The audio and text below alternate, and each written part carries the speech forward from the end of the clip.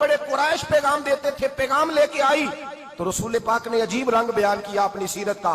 जब मैं पहुंची मैंने कहा खतीजा निकाह करना चाहती हैं। नफीसा कहती है मेरा ख्याल था कि कोई और होता तो कुर्सी से उठ खड़ा होगा, फौरन कहेगा अच्छा जल्दी करो बात करो। जब मैंने आके कहा ना हुजूर खतीजा निकाह करना चाहती है तो नबी पाक ने मेरी तरफ देखा, फरमाया वो कहती है कि तुम कहती हो? कहा वो कहती हैं। तो हुजूर ने फरमाया ठहर जाओ, मैं अपने चचा से पूछ के बताऊंगा, मैं मशवरा करूंगा, मैं पूछ के बताऊंगा। आज बच्चों को कुछ सबक बड़े याद हैं। कहते हैं पसंद की शादी करना हजरत साहब नाजायज है, पसंद की शादी करना कोई नाजायज है? और मैंने कहा भाई सिर्फ एक ही जायज चीज रह गई और कोई शय जायज नहीं। ये एक ही जायज चीज है जिसका फतवा सारे नौजवान पूछते फिरते हैं, सारे रांझे बने फिरते हैं, मजनू बने फिरते हैं, सारे मईवाल हो गए। अल्लाह पाक को हिदायत की तौफीक अता फरमाए। सारे इस बुरी लत का शिकार हो गए। ओ भाई नबी पाक सिवाय खुदा के किसी के पाबंद नहीं, लेकिन मेरे मुस्तफा ने अपनी उम्मत को यह दर्श दिया है कि जो बड़ों के शफकत के साए में चलता है अल्लाह उसकी मदद फरमाया करता है। तुझे क्या पता तेरा अच्छा भला किस बात में? कहा निकाह करना चाहती हूं, फरमाया चचा से पूछ के बताऊंगा। खतीजा रदी अल्लाह ताला अन्हा कहती हैं उन्होंने पूछा, जनाब अबू तालिब कहने लगे ये तो खुशकिस्मती है कि हमें ऐसी बहू मिल जाए जिसके किरदार में, अफकार में, नजरियात में इतनी नफासत हो। मुस्तफा करीम के साथ निकाह हुआ, कुर्बान जाए। हजरत खतीजतुल कुबरा की शादी हुई तो भाई बड़ा मुश्किल होता है, बड़ा मुश्किल होता है अपने आप को ढालना। लेकिन जनाब खतीजा की जिंदगी उठा के देखो, मैं ये नहीं कह सकता वो करोड़पति थी, अरब खरब की मैं बात ही नहीं कर सकता। और 20-20 नौकरानियां की उनके पास, दर्जनों उनके पास गुलाम थे कि दरवाजा नूर पे आई हैं।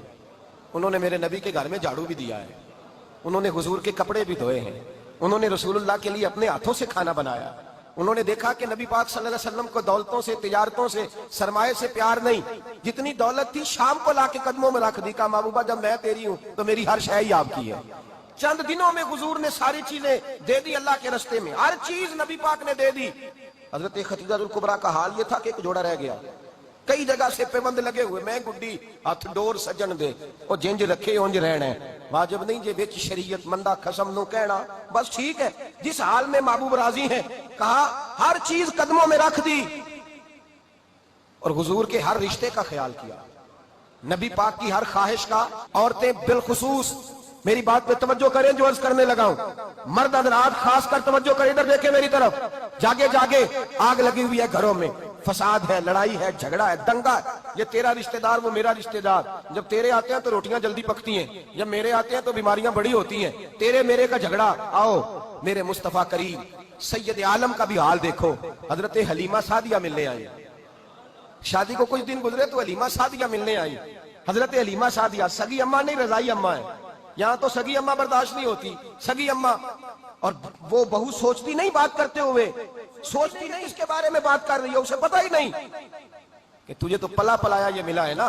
कभी इसकी अम्मा से पूछ उसने कितनी तकलीफें बर्दाश्त की है, उससे पूछ किस दिक्कत में, किस आजमाइश में इस बच्चे को परवान चढ़ाया है। तू आज मालक बनी है तो तू रंग ही बदल गई है।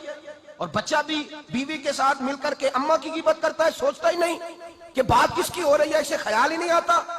हजरत हलीमा सादिया रजाई माँ है, जब तशरीफ लाई तो मुस्तफा करीम ने फरमाया खतीजा ये मेरी अम्मा है। जनाब हलीमा सादिया कहती हैं मैं घर में रही, मेरी खिदमत की, मुझे खाना पका के दिया, बिस्तर बिछा के दिया, कपड़े लेके दिए, और जब मैं जाने लगी तो कहने लगी आप मेरे मुस्तफा की अम्मा है, पहली दफा आई है, थोड़ा सा तोहफा ना दे दूं?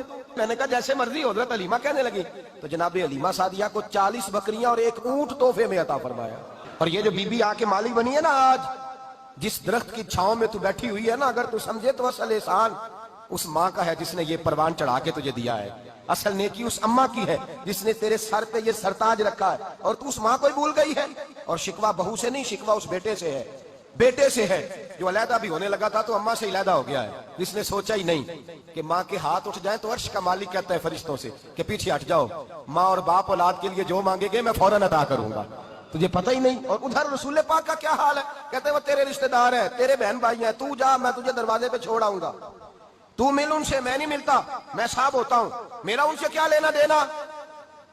हजरत खतीजा के भाई नहीं थे, नबी पाक सल्लल्लाहु अलैहि वसल्लम के ससुर हयात नहीं, और वो दोनों बेटे पिछले खामन से थे। जरा अकल की कसौटी पर तोलिएगा कि किसी बीबी के बेटे हों और पिछले खामन से हों, उस आदमी का रवैया किस तरह का होता है। لیکن میرے رسول پاک کا رویہ اس طرح کا تھا. میں آپ کو سیرت کی کتابوں سے امام حلبی نے، کستلانی نے، صاحب فتح الباری نے لکھا ہے، رسول کائنات سید عالم صلی اللہ علیہ وسلم سوئے ہوتے تھے اور جاگو اور سنو. اللہ کرے حضرت خدیجہ کا میرے نبی سے رشتہ اور میرے نبی کا حضرت خدیجہ کا رشتہ ہماری سمجھ میں آ گیا تو سمجھ لو ہمارے گھر جنت بن جائیں گے، روشنی پھیل جائے گی. سمجھو اور سیکھو.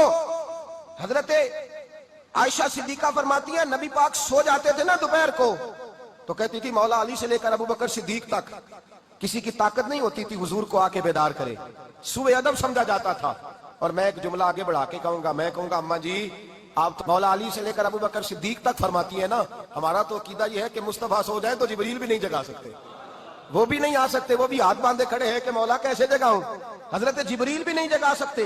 لیکن حضرت عائشہ صدیقہ فرماتی ہیں میں تھی مدینے میں حضرت خدیجہ کے وصال، میں مدینے میں حضور کے گھر میں تھی، نبی پاک میرے گھر میں موجود تھے اور سید عالم سوئے ہوئے تھے. حضرت خدیجہ کے پچھلے خاوند کے بیٹے جناب حالہ آ گئے اور وہ مسجد میں آ کے بولے، مسجد میں توجہ کرنا، مسجد میں بولے. انہوں نے مسجد میں آ کے پوچھا کہ نبی پاک کہاں ہے؟ مسجد میں. تو جناب عائشہ صدیقہ فرماتی ہیں حضور طامت سمیٹی، فوراً سر کے اوپر کپڑا رکھا. میں نے کہا حضور کہاں جا رہے ہیں؟ فرماتی ہے میں نے ایک دفعہ پوچھا تو حضور نے 3 دفعہ فرمایا میرا حالہ آ گیا ہے، میرا حالہ آ گیا ہے، میرا حالہ آ گیا ہے، خدیجہ کا بیٹا آ گیا ہے. میرے رسول پاک صلی اللہ علیہ وسلم نے بی بی کے رشتوں کا جو تقدس بیان کیا اس کو سمجھیے. فرمایا حالہ آیا ہے، بیدار ہو کے خود تشریف لے گئے. اور یہ تو حالہ تھے نا، بڑے بیٹے حضرت خدیجہ کے سب سے، ان کا نام ہند تھا. اور حضرت ہند سے کوئی بندہ تعارف پوچھتا نا، نبی پاک کا جو حلیہ ملتا ہے نا کتابوں میں، سیرت کی کتابوں میں، حضور کا مکھڑا کیسا تھا؟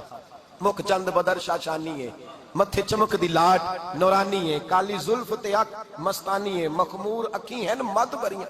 یہ جو حضور کا حلیہ ملتا ہے نا، یہ حضرت ہند کا بیان کیا ہوا ہے.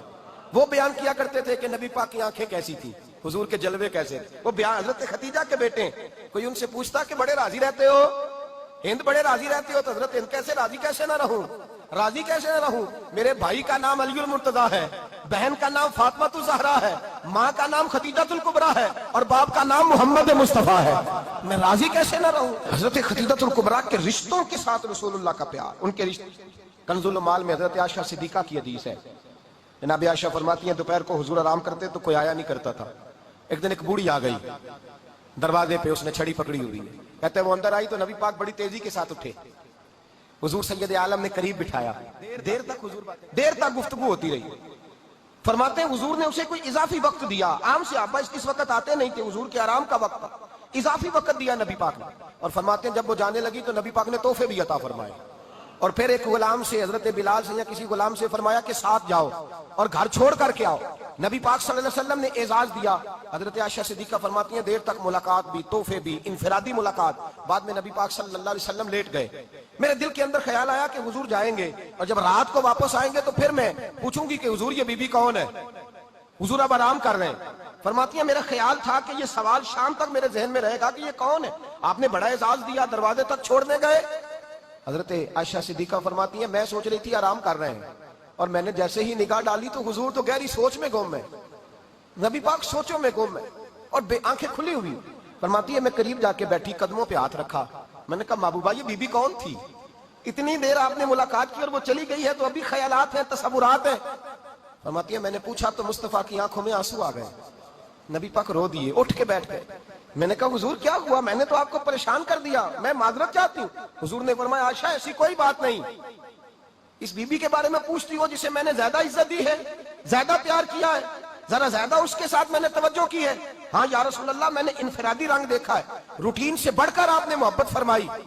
تو میرے مصطفیٰ نے فرمایا یہ جو عورت آئی تھی نا، جو میرے پاس بیٹھی رہی ہے، یہ میری زوجہ جناب خدیجہ کی سہیلی ہے، جناب خدیجہ کی سہیلی. فرمایا یہ مکے میں خدیجہ سے ملنے آیا کرتی تھی، خدیجہ اسے وقت دیتی تھی، پاس بٹھاتی تھی، کھانا کھلاتی تھی، دکھ سکھ سنتی اور تھوڑی غریب ہے. جب یہ جاتی تھی تو خدیجہ تحفے بھی دیتی تھی. فرمایا آج جب یہ آئی ہے تو خدیجہ کی یادیں تازہ ہو گئی. دیر تک میں نے اس سے بات کی ہے، گفتگو کی، جاتے دفعہ تحفہ دیا ہے، اس لیے کہ حسن العہد من الایمان، اچھے طریقے سے وعدہ نبھانا یہ بھی ایمان کا حصہ ہے. اچھے طریقے سے عہد نبھانا، تعلقات نبھانا یہ بھی ایمان کا حصہ ہے۔ حضرت خدیجہ کی سہیلیوں سے رسول اللہ صلی اللہ علیہ وسلم کا رشتہ، پہلی وحی نازل ہوئی نبی پاک پر۔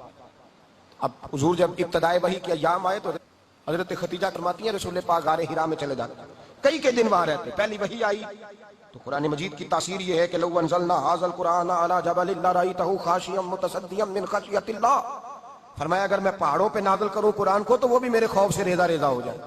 اتنی تاثیر ہے۔ جب حضور کے قلب اطہر پر آیا تو نبی پاک کانپتے ہوئے گھر آئے، زملونی زملونی، مجھے چادر اڑاؤ چادر اڑاؤ۔ حضرت خدیجہ نے چادر دی، بیٹھ گئے، کہا خدیجہ آج کوئی آنے والا آیا ہے، اقرأ بسم ربک الذی خلق، یہ آیات اس نے مجھے دی ہیں اور میں بڑے خوف کے عالم میں ہوں۔ حضرت خدیجہ کے لفظ بڑے حسین ہیں۔ جناب خدیجہ الکبریٰ رضی اللہ تعالیٰ عنہ کیا فرماتی ہے؟ کہتی ہیں یا رسول اللہ صلی اللہ علیہ وسلم آپ غم نہ کریں، رب آپ کو رسوا نہیں کرے گا، عزتیں عطا کرے گا۔ اور دلیل کیا ہے؟ حضرت خدیجہ فرمانے لگی دلیل یہ ہے کہ آپ غریبوں کی مدد کرتے ہیں، مسکینوں کا خیال رکھتے ہیں، اور محبوبہ کمزوروں کا بوجھ آپ اٹھاتے ہیں، عزت ہی عطا فرمایا کرتا ہے۔ حضرت خدیجہ الکبریٰ رضی اللہ تعالیٰ عنہ سب سے پہلے نبی پاک پہ ایمان لائی۔ بڑا مشکل ہوتا ہے، ہمارے جو فلسفے کے لوگ ہیں وہ کہتے ہیں بہت بڑا ولی اللہ بھی ہو تو بیوی اس کی مان جائے، یہ مشکل ہوتا ہے کام، یہ مشکل ہوتا ہے۔ حضرت خدیجہ الکبریٰ رضی اللہ تعالیٰ عنہ سب سے پہلے ایمان، اور کس طرح کا ایمان؟ کس طرح کا ایمان؟ ابن ماجہ میں روایت ہے، غور کرنا۔ حضرت قاسم نبی پاک صلی اللہ علیہ وسلم کے صاحبزادے، حضور کی 6 اولادیں، 4 بیٹیاں 2 بیٹے حضرت خدیجہ سے ہوئے، 4 بیٹیاں 2 بیٹے۔ دھوکہ دیتے ہیں بعض لوگ، کہتے ہیں حضرت خدیجہ کی ایک ہی بیٹی تھی۔ حضرت قاسم حضور کے بیٹے تھے، وہ وصال کر گئے۔ حضرت خدیجہ ابھی دودھ پلاتی تھی کہ شہزادے پردہ کر گئے۔ ایک دن گھر میں بیٹھی ہوئی تھی تو کہنے لگی یا رسول اللہ صلی اللہ علیہ وسلم میرے بیٹے قاسم کے حصے کا دودھ میرے وجود میں بھر آیا ہے، کاش میرا رب اتنا موقع دیتا کہ میرا بیٹا مدت رضاعت ہی پوری کر لیتا، وہ دودھ پی لیتا۔ نبی پاک نے فرمایا خدیجہ تو غم نہ کر، اللہ تبارک و تعالیٰ نے تیرے بیٹے کی مدت رضاعت جنت میں پوری کر دی ہے، جنت میں پوری کر دی ہے۔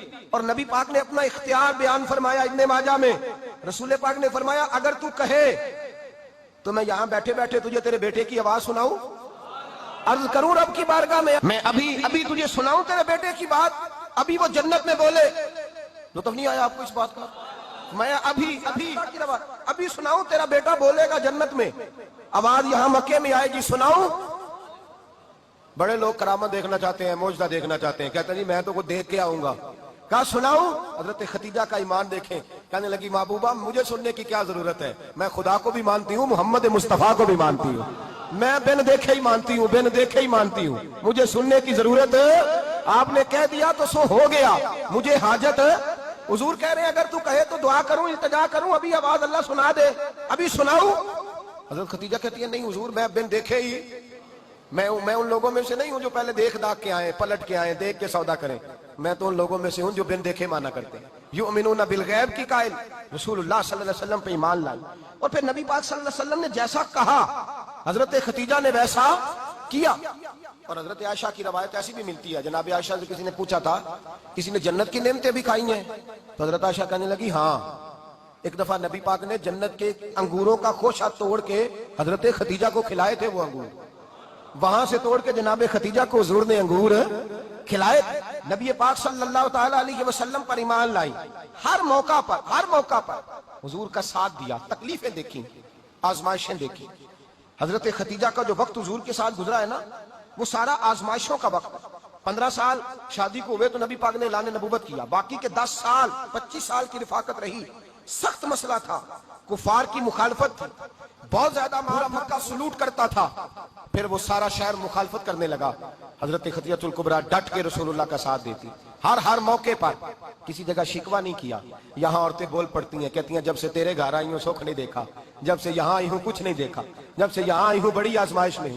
حضرت خدیجہ الکبریٰ مال لے کے آئیں، لیکن انہوں نے دیکھا کہ مصطفیٰ کو غریبی پسند ہے تو غریب ہو گئی۔